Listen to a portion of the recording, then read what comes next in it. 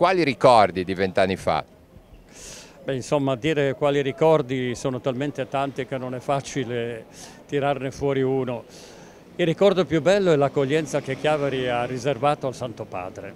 Oggi dire memoria che questo viaggio, questa visita, diciamo, pastorale sia nella memoria sarebbe dire troppo poco.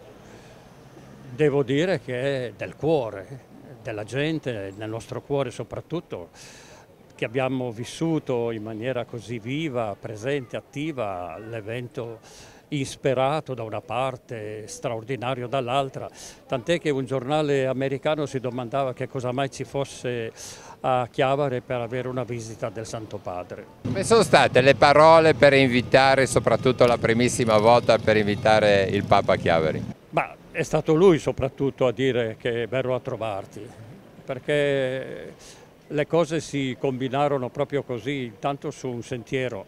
La nomina di vescovo di Chiavari era già passata attraverso il vaglio dei processi ecclesiastici, ma poi la scelta del posto e la nomina fu diretta del Santo Padre su un sentiero, al che quando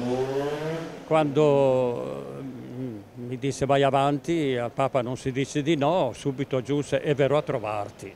Ecco, penso che quella sia la prima impressione positiva di questo mio essere qua.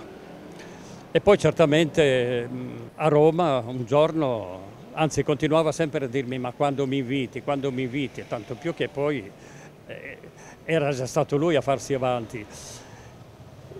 A quel giorno lì mi disse, beh senta Santità, se vuole venire venga quando vuole, non adesso però, a settembre. Allora si combinò in questo modo.